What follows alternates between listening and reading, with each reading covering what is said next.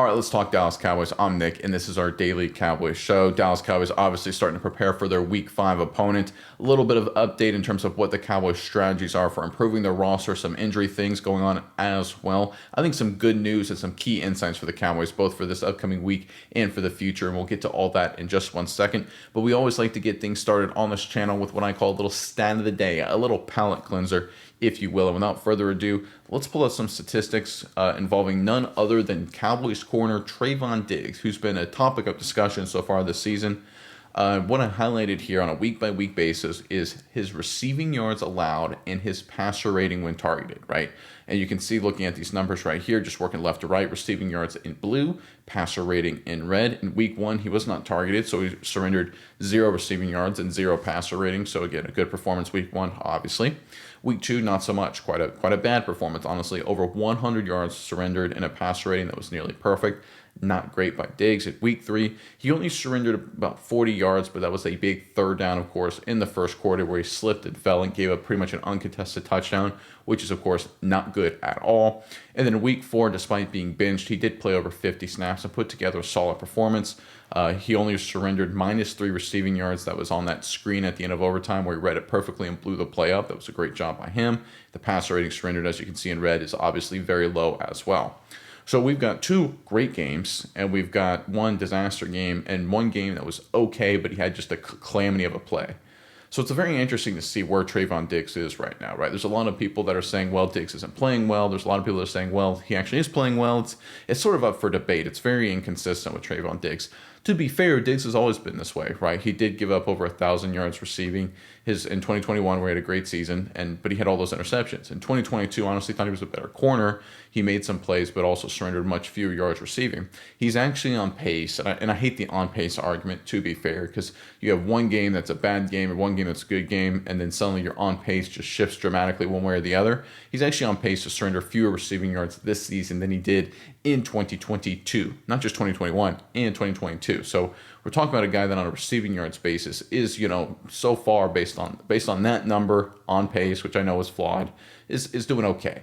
Now the question is, can he avoid the disaster plays? And I think that's the frustration the Cowboys have had with him. Whether he starts again, whether he gets more playing time, it's a very interesting discussion. But Diggs kind of in a big moment for him because the Cowboys can cut him at the end of the season, open a lot of salary cap space. With Revel coming into the fold eventually, a guy they really like. Diggs is going to have to really step up in terms of salvaging his NFL career, salvaging his Cowboys career. And based on the numbers, I mean, it's not bad. It's just for a guy that's been paid a lot of money. And, we saw him get that interception. I know it came back with a penalty against Green Bay, but he's making some plays. But for a guy that's playing a lot of money, I mean, you want a little bit better than this. It'll be interesting to see what he does going forward. All right, let's get into the news. I think this is the most insightful report from the day yesterday. This is courtesy of John Machota over at the Athletic. If you're looking for someone to follow with good Cowboys news, he's near or at the top of the list. He reported Cowboys owner Jerry Jones on 105.3 The Fan when asked about making moves to improve the defense. That's a logical way to go, but I also get to have the benefit of looking at who's coming. We've got Overshown coming. Frankly, Donovan Ezeraku is playing lights out and getting better by the game, and Clowney has certainly had his opening game, so I see help on the way for this defense. Now, he was asked, of course, in the context of maybe adding a veteran, maybe trading for a guy. They have the draft capital, of course. They have salary cap space. And I think Jerry Jones is sending a very loud message here. And he's doing it the way Jerry Jones and any other, high-level manager will do, right? He'll sit there and say, hey, good point, but let me kind of shift gears and talk about something else here. Jerry Jones is saying, listen, I ain't trading for a veteran guy. I'm not going after a veteran guy to help the defense, right? We have guys that we need to evaluate because the Cowboys are taking a long-term approach. Even their veteran addition in Jadeveon Clowney was brought in, and there's been numerous reports of this, to work with some of these young guys, right? He's been active in that. That was a huge reason why the Cowboys added him and not maybe other defensive ends and maybe not traded for other defensive ends. They wanted to bring in a guy to work with some of their young edge rushers. That's very, very clear, right? They didn't bench, for example, Houston or bench Ezeraku yesterday Sunday night, just because of the addition of Jadeveon Clowney. They didn't bench Marshawn Nealon. They didn't bench Sam Williams. Why? Because they want Clowney to play, but they also want him to work with some of the young guys. That's a fact. The Cowboys have been very vocal about that, and that's what has happened, at least up to this point. The Cowboys believe with all of these young players, Revel coming into the fold, Butler, Carson potentially coming off IR, all these guys overshown, sooner rather than later at this point, right? We're at the beginning of training camp, it felt like forever since we'd see DeMarvion Overshown play football again.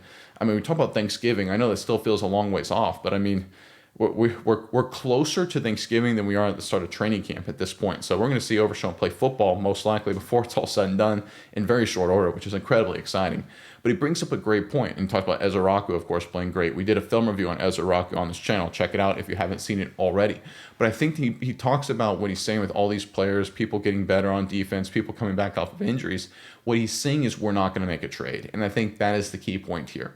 The Dallas Cowboys are using this season, and we talked about it yesterday, to evaluate and develop, right? Now they want to win. They're trying to win as many games as possible. They're not trying to lose or anything like that. But if you look at the moves they're making, if they were, theoretically all in or trying to go really aggressive this season, they'd be making different moves. They'd be making different decisions. They wouldn't have traded away Micah Parsons, first and foremost.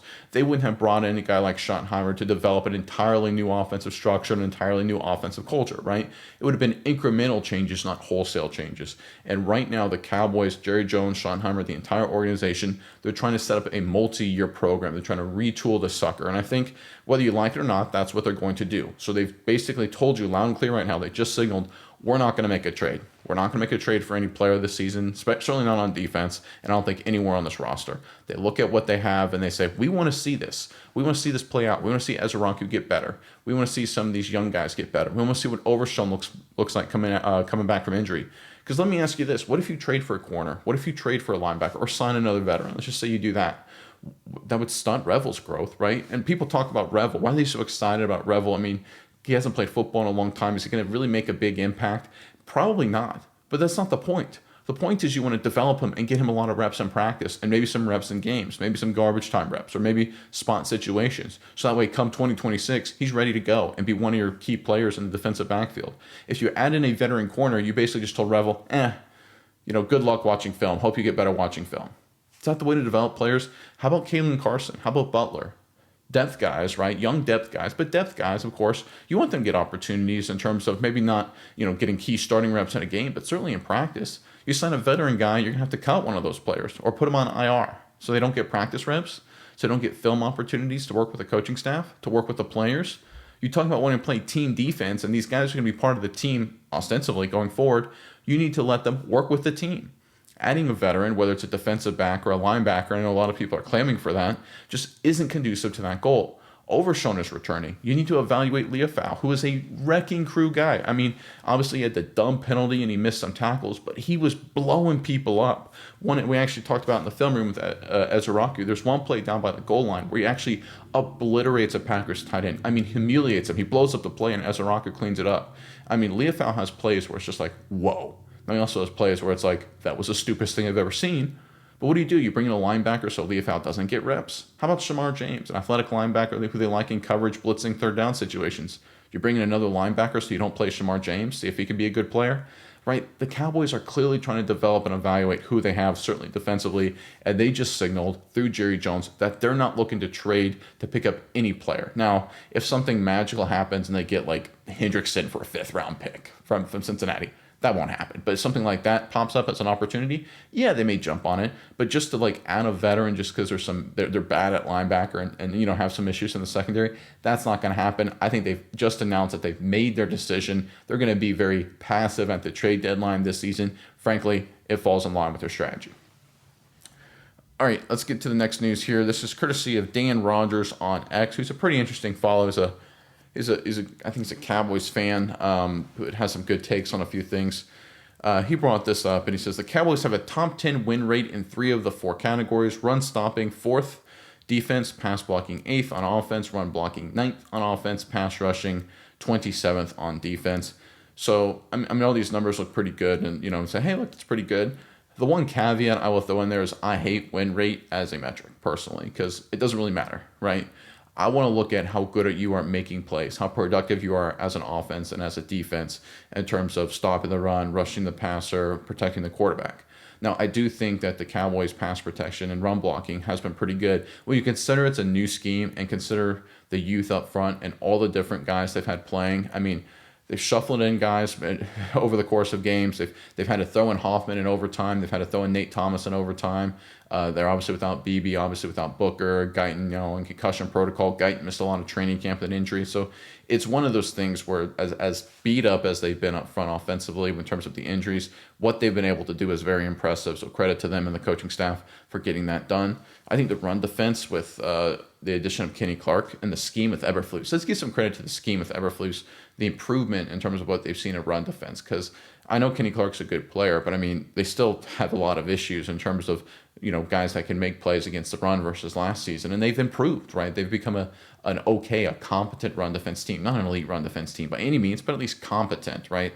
And that was a big departure in the positive direction than from what we saw last season. And obviously, pass defense, pass rush, we know that's really bad. But I think when you look at win rate, I put a little caution on that because you can win the play, but if you don't make the tackle, who cares, right? If you beat the offensive lineman and you miss the running back and he runs 7 yards behind and it gets a 2nd and 3, who cares, right? Win rate's important and it's good to see and it makes you feel good or feel bad depending on what part of this you look at here for the Dallas Cowboys. But I'm going to see productivity. Now, the running game, they've been very productive. In the passing game, they've been very productive. Run defense, for the most part, they've been fine. Pass defense, they haven't. So it kind of aligns in this situation, but I would just hesitate to look at win rate. To me, look at production, right? That's what really matters, especially when you're trying to play team defense and trying to be a physical offense, right? If 4 out of the 5 offensive linemen win in the run blocking game, hey, look, that's a 80% win rate. That's great, right? But if one guy totally whiffs and you get blown up for no gain, that's what really matters. So it's important to understand that context. These are decent numbers. I'm not trying to diss Rodgers here, but I think it's important that we when it comes to looking at team performances, I like production rather than, advanced analytics like win rate or PFF grades or anything like that. All right, moving along to a really interesting report from Tommy Yarish. After Jake Ferguson scored his first touchdown since 2023 last night, Cowboys quarterback Dak Prescott embraced his tight end for a bit longer in the end zone. What'd he tell him? I just told him I loved him. I was proud of him. I understand how long it's been for him. And as a guy who wants to contribute, make plays, and help his team win. And even though he's been doing that consistently every game, you want to get in the end zone right and help your team that way. And selfishly, you want those touchdowns. So yeah, as you said, I knew how much of a weight that was lifted off of him. That first one is just going to allow the rest of them to come.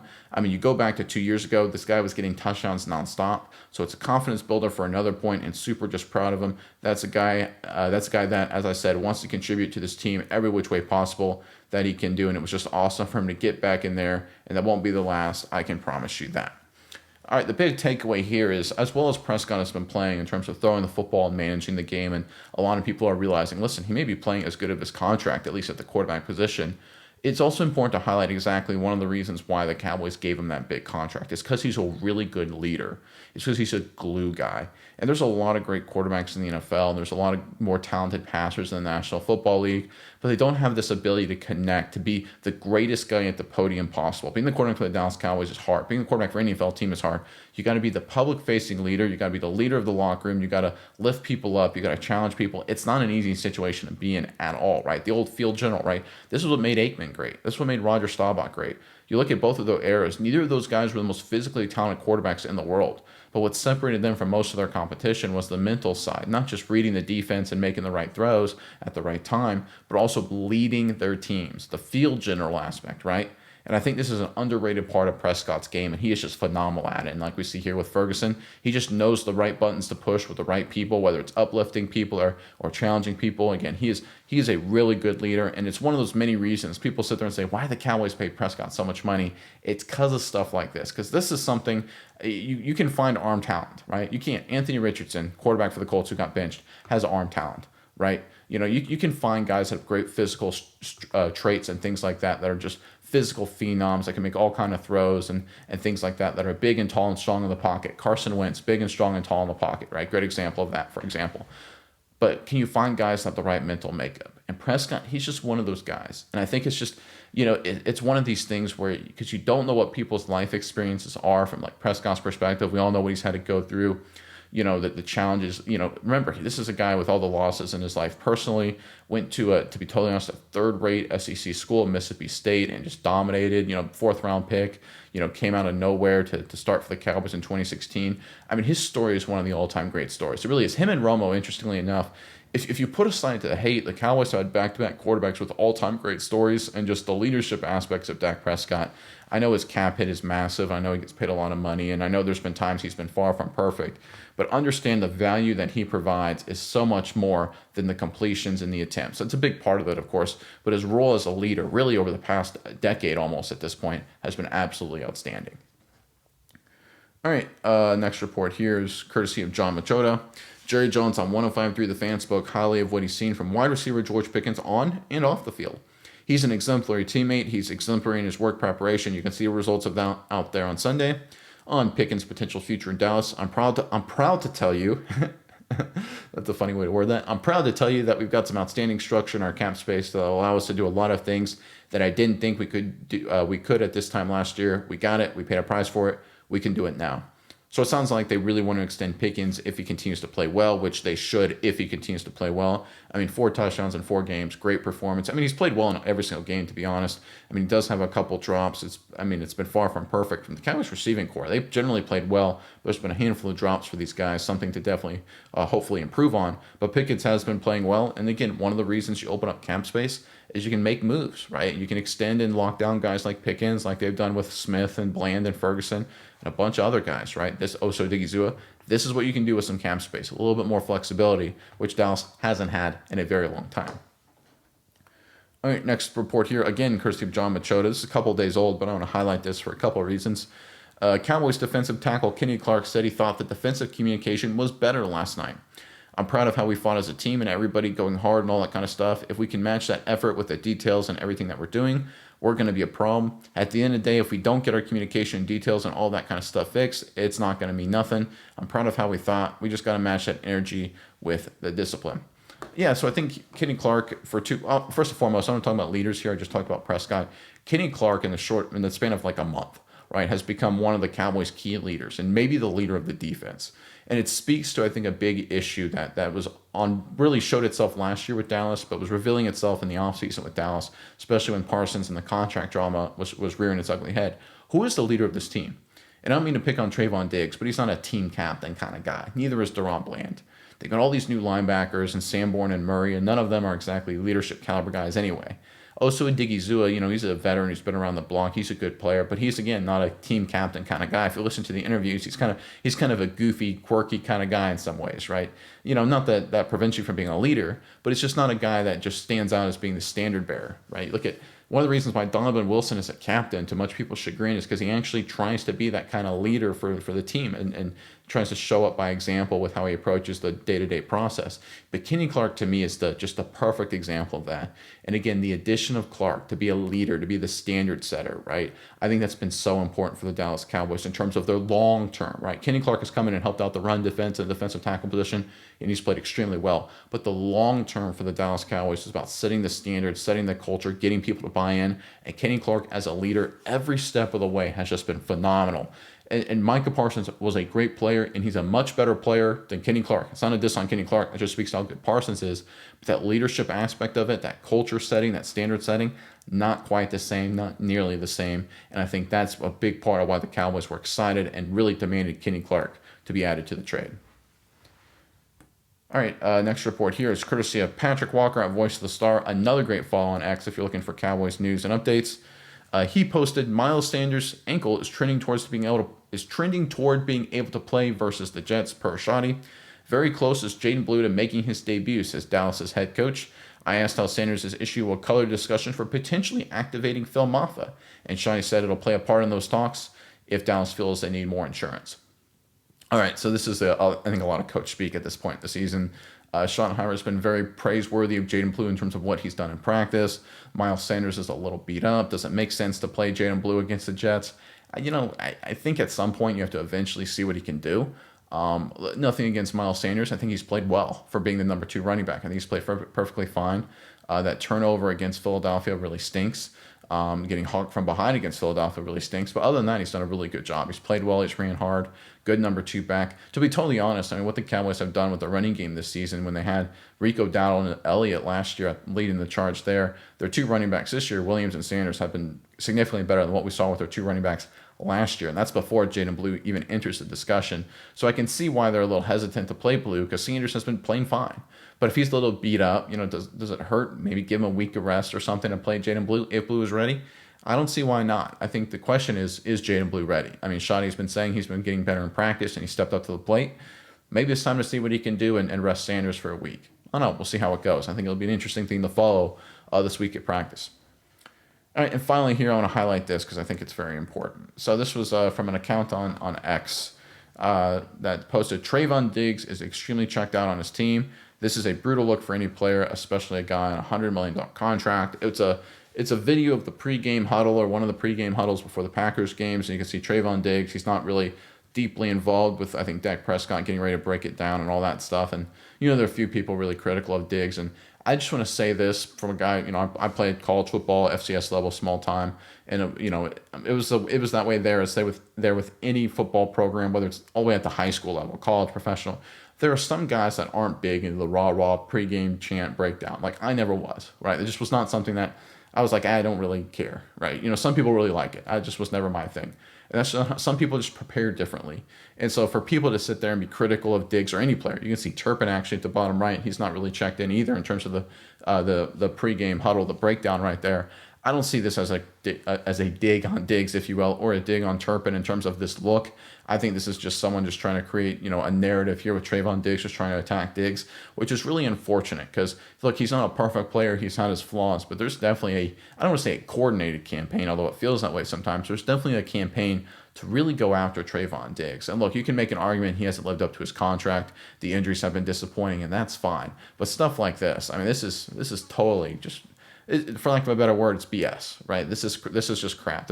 Players have different mentalities and different approaches to how they warm up to the game, how they get excited for the game, how they get in the zone, right? So to be critical of Trayvon Diggs for this kind of thing, especially after putting together a decent performance, I think is silly, and I think it's important to call it out. So when you see things on social media or hear people talk about this on regular media, regular sports media, understand that it's fabricated. They're just trying to create a narrative to get attention and all that kind of stuff, and you should just ignore it. Trayvon Diggs and Turpin here in this situation too. This is standard stuff. A bunch of players will never really pay attention to the huddle, will never be really paying attention to the pregame breakdown because they're in their own zone just trying to get ready. And I think it's important to recognize that and call things out like this on social media. They're just creating narratives out of nothing, in my opinion. All right, let's get into the comments. All right, going day 2 of displaying the comments while I talk about them.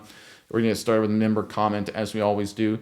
My promise to members, as always, if you support the channel by becoming a member, which I greatly appreciate all our members, I will always respond to every member comment, and I will respond to every member comment first. I can't guarantee, and I just won't have time to get to every single other comment to shout out every other person who comments. And look, there's a lot of great comments, a lot of smart comments that I can't get to, so I really appreciate you guys, but I will always make time for every member comment. So if you always want to be heard, become a member. But without further ado, let's jump into our first member comment. This is from David Dobbins. Great show, as per usual. The future of the Shawnee program is exciting. New schemes, key injuries, and many times inferior personnel is blinding the casuals, but we're poised to enter the next seasons as actual contenders. Yeah, I talked about this after the Parsons trade. So the Cowboys basically are playing for 2027. Right now, they're not trying to lose in 2025 or 2026, but they're trying to be their best team in 2027 and maybe a little bit beyond that, depending on what happens with Prescott. And I think it makes sense, right? At that point, you would have had 4 first-round picks plus 2 second-round picks, a lot more cap space during that time. You'll have a young team that's kind of matured, right? You'll have Ezeraku, Booker, BB, Guyton ostensibly, right? Kind of matured into players. CeeDee Lamb, Pickens will play together for a few years if they extend Ferguson too. If they extend Pickens, which it seems like they will based on earlier reporting, you'll see a younger defensive back room kind of come into fold, right, in terms of the players they've added. Maybe a younger, mature linebacker core. They probably will have drafted a linebacker or two to pair with the Overshones, the Leofows, and the Shamar James, right? We'll see, the impact of multi-years of a guy like Kenny Clark with his leadership. So, yeah, that's what the Cowboys are trying to do. And obviously, we're all focused on a week-to-week basis. And listen, winning is fun and losing sucks and tying is somewhere in between. But the reality is the Cowboys, again, loud and clear, have told us that they're focusing on the future with every move they've made. All right, BMR Collects commented, I agree with you about Nate Thomas. I'll be surprised if he's not a starter somewhere on this O-line really soon. He looked really good the other night. Yeah, I mean, he's a guy that over the course of training camp in the preseason did some good things and looked like a great swing tackle. Great find to be a swing tackle. And there's a chance he could be a starter. Now, Terrence Steele's a great run blocker. Guyton has had some issues. So the question is, what do you do with Steele, right? Who's not done so well in the pass protection game. It's a tough call, right? Because Guyton's a developmental guy who you're hoping to take big steps, but he's done okay. And he's had moments of flashes of really, really good. But the question is, do you sacrifice maybe better run blocking for some better pass protection at one of those two positions? Long term, maybe you move Guyton to right tackle, Thomas to left. I think that's a high likelihood of happening this offseason. That's kind of my feeling there. But I think Nate Thomas, he's going to get some opportunities this season and more opportunities. And again, in terms of a long-term vision of this team, I feel like Guyton right tackle, Thomas left tackle, that may make sense. All right, Puncho the King commented, hope we get Blue this week. Nate Thomas looks like a stud. He is the guy at least next year. The way he still comes across to pick up blocks is top tier. Yeah, there's a good chance that Blue will play this week, I think personally, but no guarantees, right? And it's one of those things where if Blue plays and you bench Miles Sanders, what kind of message does that send for a Sanders player who's done well in his opportunity? So there is some of that challenge, but if he's a little beat up, you may have sort of an opportunity here to rest Sanders for a week and give Blue some opportunities. All right, next comments here. This next one is from, oh my goodness, is that Colin Bushy 4974? With regards to Micah, it was indeed sad, but Micah said he didn't want to be a Cowboy anymore. I know he was in his feelings, but why? He would have been taken care of on the Cowboys timeline, not his. Unfortunate or not, he got his wish. Yeah, I think that's a fair point, right? There was a little bit of a situation there. I think Micah Parsons, through his agent, and Jerry Jones too, both have blame in the matter, of course. Took it a little too personal, and I think Micah Parsons lost out on an opportunity to be in that DeMarcus Ware and that Zach Martin kind of pantheon of modern Cowboys greats, the Tony Romos, right? And maybe he could have been more accomplished in all of them, right? He could have found himself maybe in the Hall of Fame someday. Who knows? As one of the all-time great Cowboys who plays in front of TV audiences with the biggest ratings, six times a year, for 15 years. And he decided that wasn't worth it to him, and look, obviously if it works out for him, it works out, but it was a little disappointing. I think sad is a good word.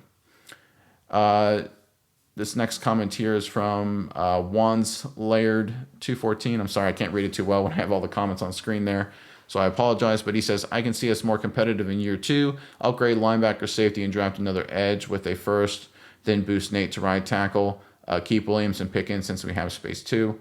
I think Sam Williams, is who you're referring to. I'm a little not so caught on Williams. I'm a big fan of Pickens. And yeah, this team is structured to be better next season and the following season. They have the cap space and the draft capital. So it just makes sense, right? And again, the Cowboys have been very publicly clear about this. They're playing to win now, of course, but they're building the team for the future.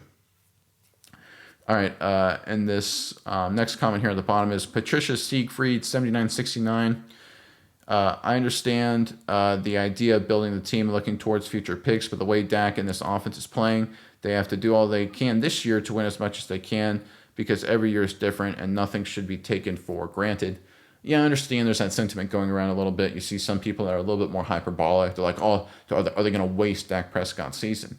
Look, I mean, the reality is you win championships with complete teams. You can have a quarterback that's playing great football and playing at an elite level, but you win titles and make deep playoff runs with great teams. We've seen Prescott play great before.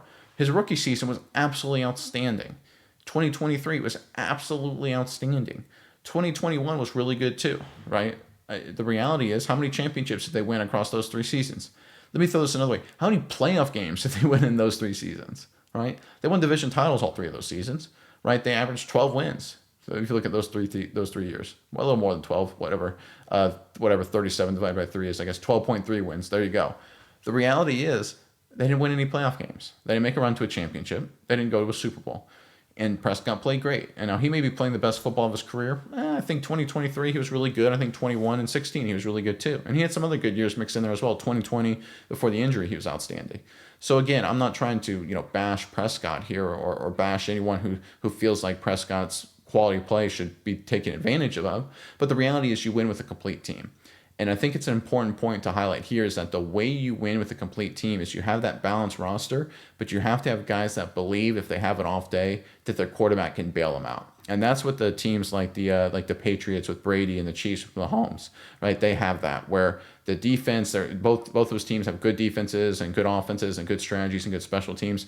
But even let's say the defense for the Patriots or the defense for the Chiefs, during their little dynastic run, is that they knew if they had a bad game, Mahomes could and often would bail them out, right? It wasn't on Mahomes to win every single game, like the Chiefs defense, for example, knew that, but they knew if they had an off game or they played a good opponent, Mahomes could make the plays and bail them out, right? And that's what they have right now. That's what the Cowboys are building right now. You can't even hope to win a championship with how much the Cowboys are relying on this offense week in and week out. It's just not sustainable. But you are setting the standard to where, hey, listen, defensively, you got to play better. But if you do have an off game, if you do have an off performance against a good offense, the Dak Prescott and this offense and Shoddy and the running game and all of that, they'll be good enough to kind of take advantage of that game. And I think that's important because we haven't seen that very much over the past really decade or so. I mean, Prescott's had his moments where he's done that. I look at, of course, Seattle in 2023 on Thursday night being a great example of that. But where have they played just a great sort of team balance game where some games they could win 10-7 if they needed to, and some games they could win 41-40, and some games 23-20, right? The Cowboys haven't been structured that way really since the Romo era. I look at like 2014, 15, 16, although 15, of course, with the injury to Romo doesn't really count, in my opinion. But that really not since that era have they had a team that's been balanced enough to do that. And it's going to take time to get there. So I don't look at it as a waste of Prescott playing well. I look at it as the defense and the rest of the players on the team and the coaching staff and everyone understanding that, okay, we've got a quarterback and an offensive structure that if we have an off game can bail us out. But that can't be the long-term plan. The long-term plan has to be having a complete, balanced football team. All right, this next comment here is courtesy of Uncle Bubba Now See Everything 9143. Fun handle. RCBs are at their best in man coverage. I'm not a fan of zone coverage myself. It causes players to think too much. A thinking player is a slow player. Players playing loose and with their hair on fire is usually more productive. Yeah, I don't think you're wrong there, but I think if you play enough zone where it becomes second nature, it becomes really, really good, right? The best defensive coordinators in football play a lot of zone, especially in the postseason. You got to play zone against good teams, right? You can't play man-to-man against really good players. You know who played a lot of man down the stretch? The Green Bay Packers against George Pickens, and he eviscerated them. Dak Prescott picked apart man coverage. Now, the Packers didn't play exclusively man. They mixed it up, of course. But when you play a lot of man-on-man coverage against good players, things happen. Remember that Pickens touchdown that allowed them to take the lead towards the end of regulation? It's just a simple, 12-yard comeback. They're playing man-on-man. What happens? Pickens spins around, runs away from the corner like it's nothing, and battles through the safety for a 40-yard, 34-yard touchdown, whatever it was, right? Again, when you play man-on-man, those kind of things happen. And that's without CeeDee Lamb, right? So, again, you have to play a lot of zone if you want to win championships. You have to be very good at playing zone, right? I don't know what the right ratio is. It depends on the team and the game and all of that. But you have to be able and willing to line up and play zone and play good team defense in order to win. I mean, that's just a fact, right? Now, we've seen this in the past, right? Dan Quinn showed this in 2023. They played man all season long, and then they played a lot of zone in that wild card loss to Green Bay, and people are like, what are you doing? It's the reality is you can't play man coverage against good teams and good offenses. You'll get absolutely eviscerated. Now, the Cowboys ended up getting eviscerated anyway, but the point was still there, right? You've got to play zone in order to be a good football team, a good defense against the better offenses, right? You can't line up and play man coverage against a good team, right? Because if you play man, you're going to give up a lot of running, because you can't, bad rushing defense, because you're not going to have the ability to have as much support from the safety position. You're going to have a lot of guys running free on crossers. You're going to give up some pick plays and things like that. And that's not even counting the other good teams having good receivers who can just get open or quarterbacks who can throw the ball accurately. And that's not even counting that.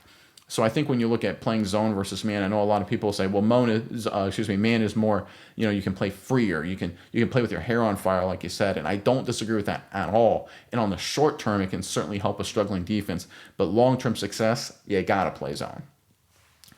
All right, this next comment is from Perry Denkel 1279. Commented, it was clear Jerry Jones got the best of the trade unless he goes up the draft picks. Parsons' body takes a beating because of his size and playoff time. He's a shell of himself. I guess he's saying gives up the draft picks there.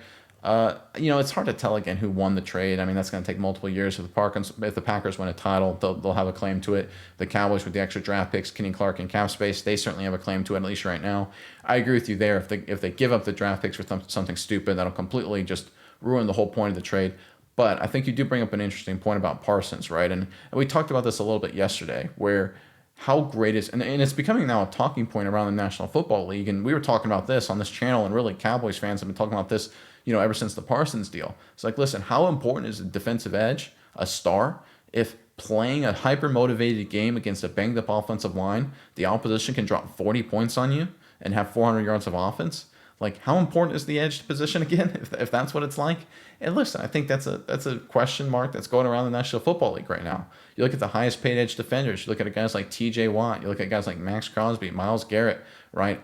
Josh Allen-Hines, right? You go across the board and you're sort of like, wait, how good are these teams? How good are these defenses? How many playoff games are we talking about here? And I think that's really important to highlight. Now, I'm not saying Parsons is a bad player, but if you look at what really makes a team click, and Jerry Jones said this recently, and he's right on the money. Love him or hate him, and there's certainly a lot of hate for Jerry Jones. He's been really accurate when it comes to the statement. The quarterback position, you gotta have, right? You can't give that up. Edge, you can kind of give that up a little bit. I'm paraphrasing him, of course, but he's proven to be 100% accurate, because the Cowboys, without Micah Parsons and with injuries on the offensive front, scored 40 against the Green Bay Packers team with their quarterback, Jordan Love, who also scored 40 against the Cowboys edge rush that wasn't there. So again, you've got two teams, two good quarterbacks, two good offensive coordinators, offensive play callers, and both of them scored 40 points in an overtime game. One team had an all-star, superstar edge rusher. One team had the opposite. Right? It speaks to the relative importance of the edge rusher position. Not that you want to have good ones, you need to have good ones. Dallas is proving that with their issues defensively, that with a better edge rush, they'd be better. But the reality is, it's not nearly as important as a lot of people would lead you to believe, at least for deep, sustained postseason success. All right, this next final comment here is from Cowboy Prestige 101. Michael looked lost because Shoddy called a great game and kept him from impacting. The way Shoddy's scheme looked like how the Packers neutralized Micah in the playoff game. I will also say what I liked about the defense was this game, they didn't give up the long bombs every drive. The Packers had to actually put together drives to get pay dirt, slowly coming together, in my opinion. Yeah, I mean, outside of that first completion, that deep throw, and I think in the opening drive of the game against Deron Bland, I think there was a lot of that. Now, was that scheme adjustments from Eberflus? Was that better communication? I think it was a little bit of both. And listen, Matt LaFleur and the Packers offense, they called a heck of a game, right? They called a lot of speed sweep reverses, a bunch of screens. They had that flea flicker that was well defended.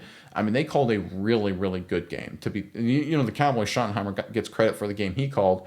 But listen, the Cowboys defense have played against back-to-back with Ben Johnson and the Bears and LaFleur with the Packers. Two really good play callers, two really good schemers. And I think, listen, I mean, that's going to happen when you play a talented offensive bunch with a good play caller that's played together and a quarterback who's wheeling and dealing. You're going to have some rough moments. And I think the fact that there were fewer communication busts, I think there was only probably that one, if I remember off the top of my head, at least that was very visible, was a good sign for Dallas. Now, they can't play the screen game. That's a rearing its ugly head problem right now. But I think going forward, the Cowboys do have some signs of improvement on defense.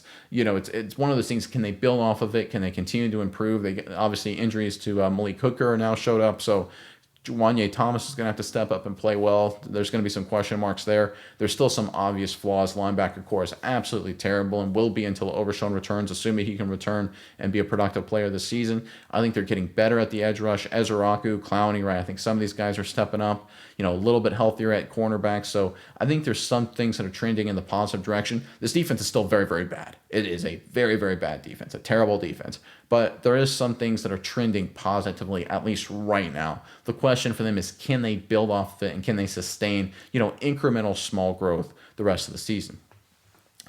And I do want to highlight the Shoddy comment there, talking about Micah looked lost because Shoddy called a great game. And listen, one of the reasons you hire Schottenheimer and hire Clayton Adams, and I'll talk about it a little bit in the coming days, is the difference between what he's done and what Mike McCarthy had as an offensive coordinator. If you go back over the last three sort of mini eras for Dallas, you had Kellen Moore as the OC, you had McCarthy as the OC, and now you've got Shoddy/Clayton Adams, right? And I think what they have done with Shoddy and Clayton Adams is probably the best of the bunch. Moore was sometimes a little too cute, a little too hyper-aggressive. It kind of, would put Prescott in some tough positions, but he was far better than McCarthy, who just ran like a 1995 style offense with no creativity whatsoever, and it was just a foolish endeavor. No, obviously, Mike McCarthy knows more about football than I do by a lot, but I do not understand what he was talking about in terms of what he was trying to do offensively.